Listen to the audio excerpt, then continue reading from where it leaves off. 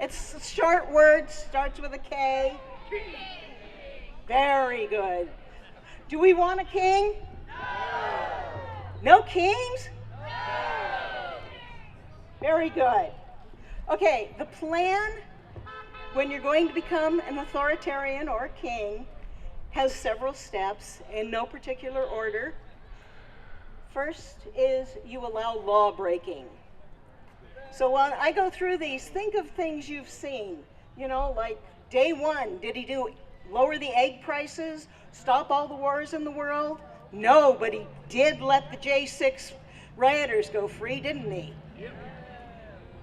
They investigate their critics, like Comey, Tish James, Bolton.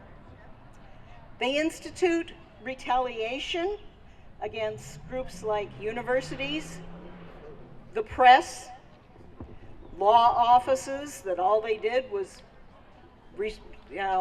do what their clients told them. They promote law enforcement overreach, like with ICE. They deploy the military domestically, like he's trying to do in LA, Chicago, and DC.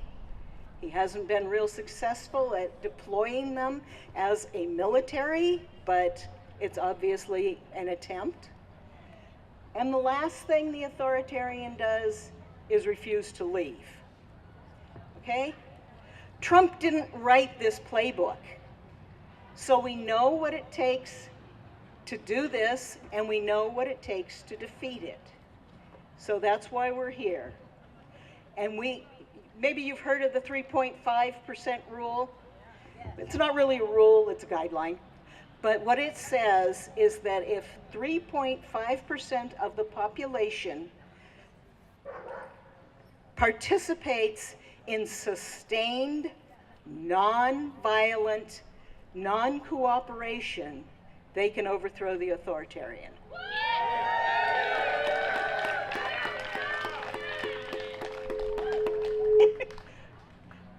Okay, there are 3 levels of people doing participation.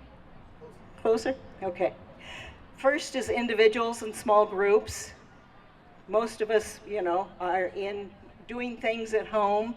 There may be somebody right now who's at home who couldn't come today, who's writing postcards.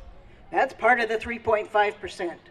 So let's be glad for that, and everybody do their part, and as I always say, just a tiny bit more.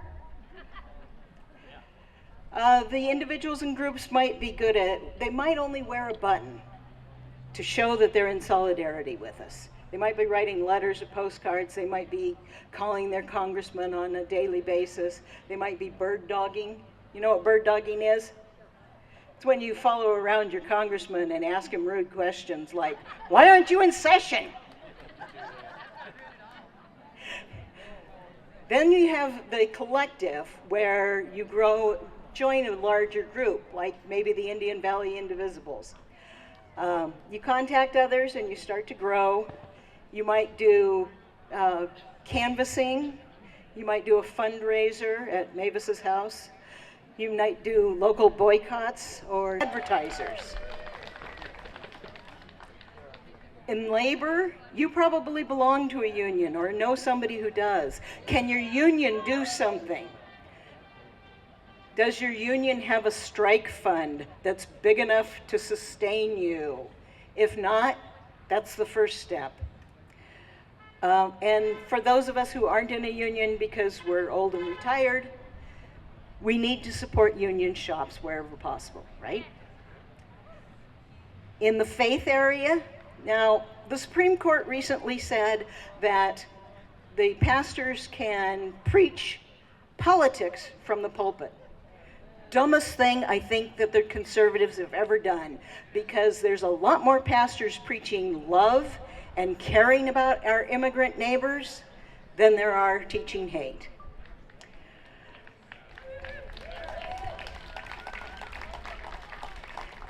In the education area, do you belong to Alumni Association? Is your college being threatened with losing funds if they don't give in? Can you tell them that they're going to lose you if they don't give in? Can you tell your kids that I'm sorry you can't go to that school because it failed and it gave in? And on the local level, we have to make sure that since I can't get into the grammar school, ICE can't get into the grammar school.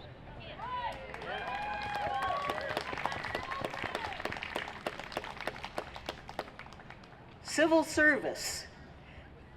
I was a civil servant most of my life. And what I can tell you is the biggest thing you can do for the civil service is give them some respect. They are not non-essential just because they've been laid off, okay? Be kind to your civil servants. And right now, you might want to be giving money or food to any canned food drive you see, your local food banks. They have a lot more people showing up than they used to. The last is the military and law enforcement. And this one's hard for a lot of people, but in this area where our law enforcement are our neighbors, most of us know somebody in the military. This is an easy one. Make sure they know that their oath was to the Constitution, not to some person, and that we support them when they decide that they will not obey an illegal order, and that they are on our side, not the president's.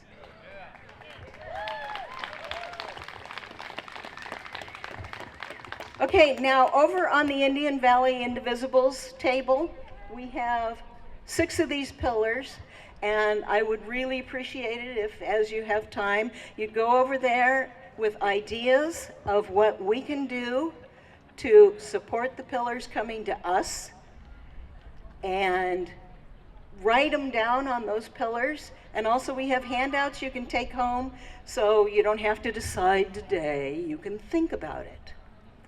And if you have your ballot with you, leave your sign here and go drop your ballot off, please. And if you have already voted, thank you.